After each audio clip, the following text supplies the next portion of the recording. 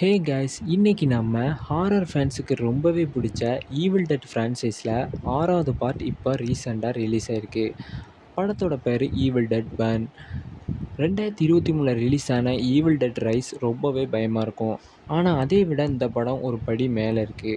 இன்றைக்கி நம்ம evil dead burn படத்தை பற்றி தான் பார்க்க போறோம். இந்த படத்தோட கதை ரொம்பவே சிம்பிள். படத்தோட ஹீரோயின் ஆலிஸ் அவளோட ஹஸ்பண்ட் இறந்த பிறகு ஹஸ்பண்டோட அம்மா அப்பா வீட்டுக்கு போகிறாங்க. அந்த வீடு ஒரு ஒதுக்குப்புறமான தனி வீடு. அந்த வீட்டுக்கு ஆலிஸ் போகிறாங்க.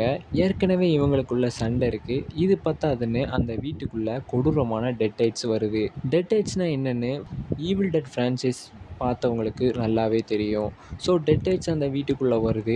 ஒரு நார்மல் ஃபேமிலி ரீயூனியன் எப்படி கொடூரமான நரகமாக மாறுது அப்படிங்கிறது தான் இந்த படத்தோட கதை.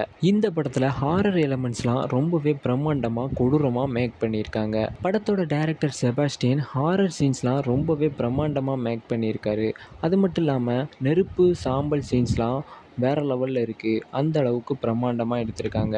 அதுக்கப்புறம் கண்டாரியன் கத்தி அப்படின்னு சொல்லுவாங்க. அந்த சீன்ஸ்லாம் ரொம்பவே சூப்பராக இருக்குது. தேட்டரில் பார்த்தவங்களுக்கு தெரியும். எத்தனை பேர் தேட்டரில் பார்த்தீங்க மறக்காமல் சொல்லுங்கள். ரத்தம் சதை பயம்னு மொத்த தேட்டரையும் அலற வச்சுருக்காங்க. ஆனால் இந்த படத்தோட கலெக்ஷன் ரொம்ப லோவாக போய்கிட்டு இருக்கு.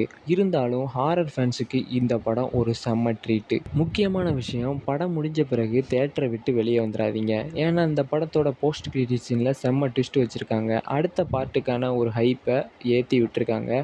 மறக்காமல் அதையும் பாருங்கள். எனக்கு இந்த ஈவில் டெட் பர்னோட ரேட்டிங் 5க்கு 3.5. உங்களோட ரேட்டிங் என்னென்னு சொல்லுங்கள். இந்த படம் பார்த்துட்டிங்களா? படம் எப்படி இருந்துச்சுன்னு மறக்காமல் சொல்லுங்கள். இதே மாதிரி நிறைய படங்களை பற்றி பார்க்கலாம். Bye guys.